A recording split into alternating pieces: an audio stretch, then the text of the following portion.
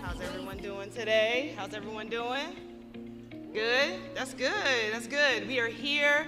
It is definitely hot girl summer outside, hot guy summer, hot, hot everybody summer outside. It is warm here in Vegas, but I am so happy to be here today. I really wanted to share, first, let me state my disclaimer. I am here, Toni Benson, speaking as Toni Benson, CEO of NVision. I am not Toni Benson speaking on behalf of Sister today. So all thoughts and ideas and the things that I share today are definitely thoughts and ideas of my own, not necessarily a representation of the agency that I work for. There will be plenty of that tomorrow when my director's here. So I just wanted to state that disclaimer up front. But first, I want to say thank you to Black Girls Hack, Tanisha, the whole team that pulled this together. You all are amazing. It looks phenomenal in here. I know there was a lot of hard work and effort that was put into pulling this all together. So thank you for all that you have done. And thank you to SquadCon as well for inviting me here today. I'm gonna go ahead and jump right in. I don't wanna take a whole lot of time, and I will open myself or avail myself to questions either right after this speak or also I'll be out in the audience as well. So I wanted to start with this. This right here, I call it my me cloud. And so I don't really like talking about myself. And what I like to do is just kind of put up words that I think kind of help describe me or things that are impactful to me on my journey and my way. And I change this all the time, right? So sometimes some things get eliminated. It's not that it's less important. It's just that sometimes things in life evolve, right? And so I just want to highlight a few things that are on here today. One of the things I have to start with is my mother. She is the best. I think everybody thinks their mom's the best, but my mom is the best. I love her. I love her unconditional support in all that I do, whether she agrees or not. She is always a champion for me, and I appreciate that. And she really has helped cultivate and mold the person that I am today. Another thing that I have on here highlighted is HBCU. And for those that don't know what that is, that's a historically black college and university. I see some hand raises in the back. I like that. I like that. I went to Delaware State University. And I say that the reason why I highlighted this is because I came from a pretty predominantly white high school, and I did not really love the person that I was, the skin that I was in, I think until I went to my HBCU. It really gave me a different appreciation of who I am, and that there are people that are successful that exist that look like me. And so those are things that, though I saw it in my family, it was great to see it outside of my family, and it was great to see those things at my HBCU. So I think that it completely changed my perspective on life and made me partially the person I am today. I'm not gonna go through all of these. I'm also an Air Force veteran, so if we have any veterans in the house, I'm an Air Force veteran. The Air Force definitely helped shape me and my leadership skills. I learned the most from the military. It was a very rewarding and humbling experience, I will say.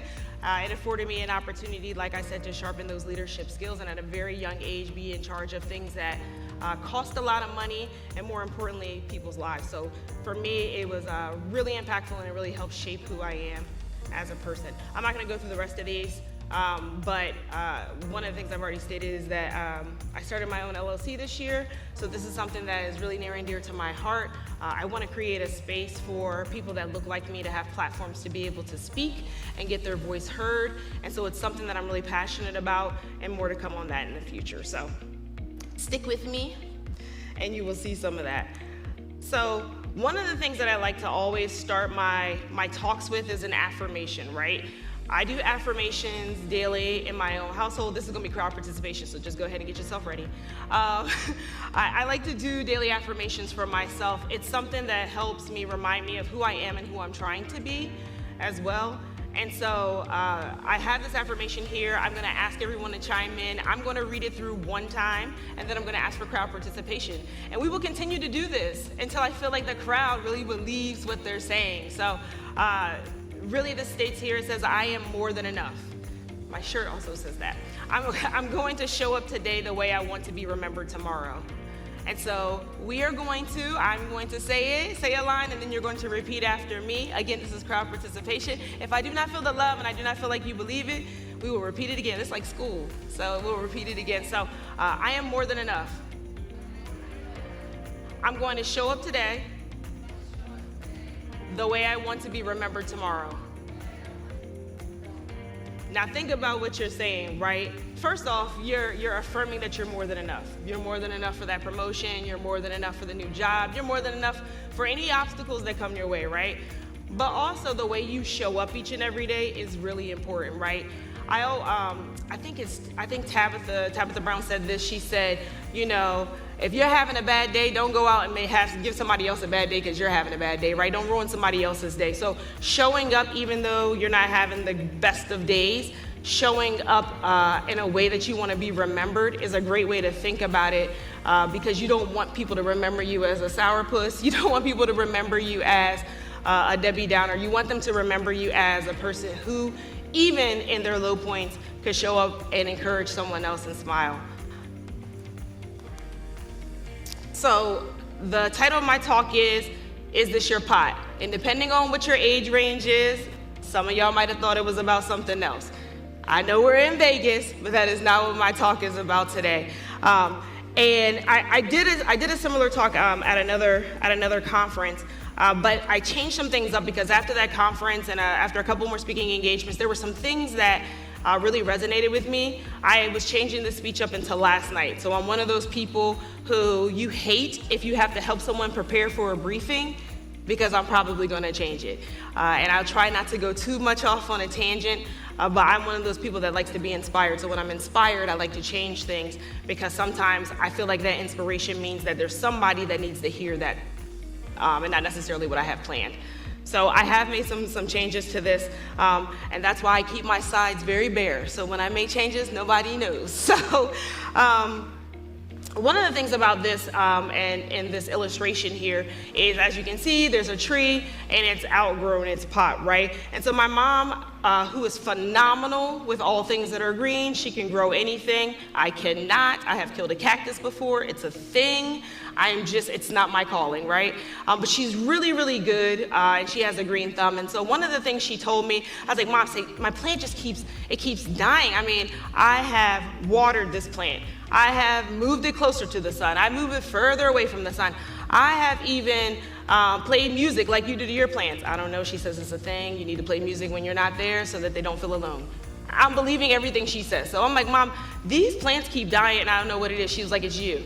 I was like, well, Mom, look, I need more than it's you, right? I need some more help, right? And so she comes and she looks at the plant and she goes, well, Toni, she pulls it out and she goes, well, Toni, what do you see here? I was like, a lot of squiggly things. I don't know.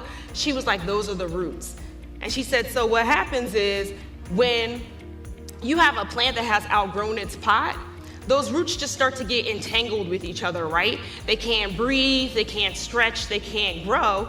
And she was like, what happens is they start to die, right? Because it's like, I need some space to grow, but I can't, right? And she said, so you have to repot it. And so that's kind of the theme around what I want to talk about today, right? Is it time for you to repot yourself, right? And what that looks like. So there's 4 kind of key takeaways that I'm going to talk about today. Thank goodness I didn't put those takeaways on here because I changed them last night. But the 4 takeaways I want you to get from this today is know your worth and affirm it. That's kind of what we did in the beginning when we talked about the affirmation. I think affirmations are great. If you don't have any, make up your own. I do them daily. I try to do them in the mirror. The second point I want you to take away from this talk today is really know where you're going and gain the skills. I put a little quote saying basically the skills that pay the bills. You want to be able to know where you're going, but you also want to know what skills you need to get there. The next part is make your move, and I put shoot your shot. And I promise you, I did not know shoot your shot shirts was going to be on sale in the back. This is a free advertisement for that. I'm going to get one before I leave today. Hold me to that. But make sure you shoot your shot and don't be afraid to do that. And then the last part is representation matters.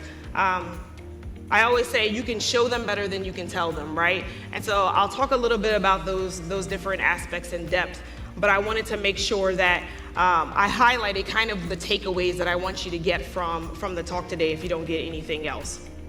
So I think knowing your worth and the affirmations are good. I always say sometimes you're saying things that you don't believe, but I think words have power. And I feel as though when you say those things out loud, when you look at yourself in the mirror, it allows you to kind of see your reflection. It allows you to even see kind of like how you feel in saying those things that may not have manifest yet. But because words have power, if we don't utilize them in the proper way, we could be speaking to our own detriment. And so I think that when we affirm the positive things that we are or where we want to go, it really helps us, it shapes us into be better people. So I have a bottle of water here, and there's a bunch of bottles of water up here actually. And I came across this maybe like a couple of months ago. And so one of the things that I want to kind of tie this back into the pot and understanding like where you're supposed to be. You can have a water bottle, right? Now, this water bottle at the grocery store, it may cost me $1.50, right? But if there's the same water bottle at the movie theater, cost me about $4.50, $5.50. This same bottle of water at the airport may cost me $8.50, right? You never know, right? A bottle of water, right? And it's not that the bottle of water has changed at all. There's nothing different about the bottle of water. It's the same bottle of water. It's going to provide you the same level of nourishment. It is a supply and demand thing, but the part that I want to focus on is the location. Where you're located and what you have access to, it will change the whole perspective of what that value looks like. And I think sometimes we stay in places because we're comfortable, right? We stay in places because we may not fully understand our value. And that same water bottle, you in your position, when you learn your worth, sometimes you have to move your location in order for someone else to see your worth or you be valued for what you're actually worth. And so I use that kind of illustration to show you that that same bottle of water, nothing changed about it. It gives you the same level of nourishment, but depending on where you are, it costs more. And I think sometimes we get bogged down in where we are, and we, like I said, get comfortable in where we are, but we don't really realize that our value has increased, or that we are more valuable in different spaces. So don't be afraid to move into different spaces and understand that your location change sometimes can actually change what your value proposition is. In order for you to change locations, though, you also need to know where you're going. And I think sometimes we get either frustrated and say, forget this, I'm out of here, I'm not doing this anymore. But we're not really being thoughtful and working from a place of leverage to be able to move on into that next space. So there's two things here that I said before. You want to gain some skills because skills are something that are transferable, but they're also something someone can't deny you of. And so I work in the education arena. So I, by no means, am advocating, this goes back to my disclaimer that I'm not speaking on behalf of Sis, I'm speaking on behalf of Toni. I by no means am saying school is not important, right? But I think that what you really have to have a takeaway of is not really the degree, you want the skills that you can take anywhere else. And so I'm not always so hard on people if they decide that, well, maybe school isn't my avenue. What skills are you trying to gain, and where are you taking those skills, and where are they going to take you in life? So gaining those skills, knowing where you're going and what skills you need to have to go there are crucial. We have to be willing to do the work and get the skills we need, and sometimes maybe be less focused on the position that we're moving into, the degree that we have, but really the skills that we have attained to be able to make those moves. So gaining those skills and knowing where you're going are essential. One of the other areas that I see a lot of times that I mentor a lot of people, which is a privilege for me, is that we always feel like we have to have 100% of what they're looking for. That is absolutely not the truth, right? They put out job announcements with like 50 things that they want people to have. Some of them are unrealistic. And we have to get comfortable with being able to go into these spaces and say, you know what? I am good enough for this position. I know that I can gain those skills once I get there, and being able to shoot your shot and actually apply for that job, right? So you want to be able to just know that you can walk in there with confidence. Here are the skills that I have. I'm a quick learner. I'm able to learn these things. I think sometimes, again, we just think that we have to have 100% of what they're looking for.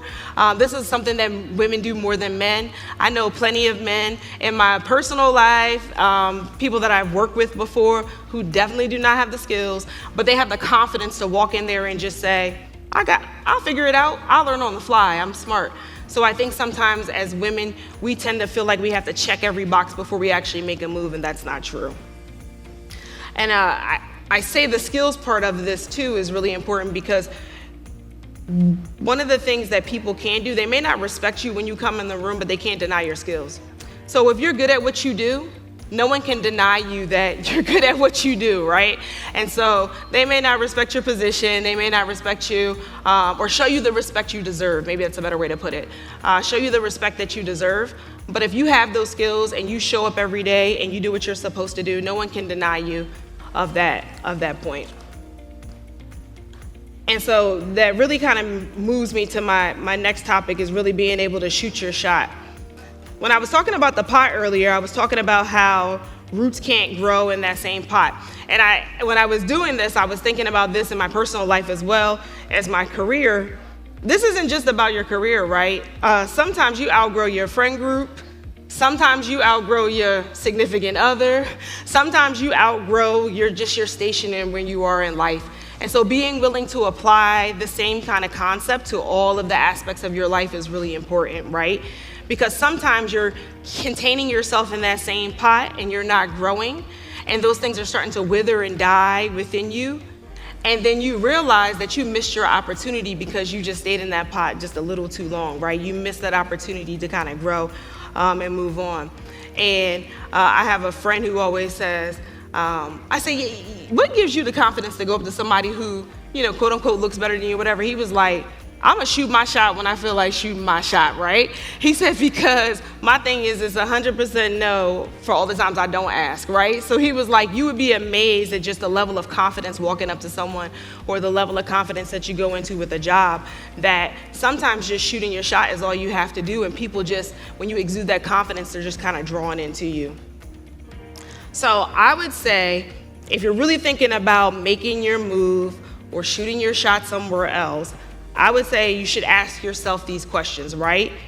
Do you currently feel unseen, unheard at your job, or undervalued? Do you, or maybe not even your job, maybe even your career, maybe you want to do a career change. Do you feel unseen, unheard, or undervalued, or not valued at all? Those are questions that you should ask yourself often, right? And people like to say, well, I'm loyal to my company. Trust me, loyalty to yourself is more important than loyalty to your company. Now, I'm not telling people to be unloyal, but I'm just telling people to really be thinking about who you should be loyal to first and who you should commit to first. And I think sometimes we just get so caught up in the loyalty piece or the comfort piece that we don't do the necessary things we need to do to place ourselves in position for that next move. I think we also have to look at the timing of those things. What makes the most sense in the timing in our life? I had a boss one time, I had lost my job, and I was out of work for 2 weeks. You would have thought it was 2 years. I was losing my mind, the first time since I was like 16 that I didn't have a job.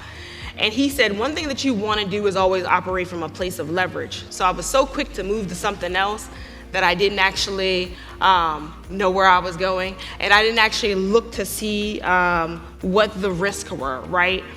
But in that, he said, you always want to operate from a place of leverage. And so the timing of it is also significant. You want to make sure that you're operating in a place of leverage.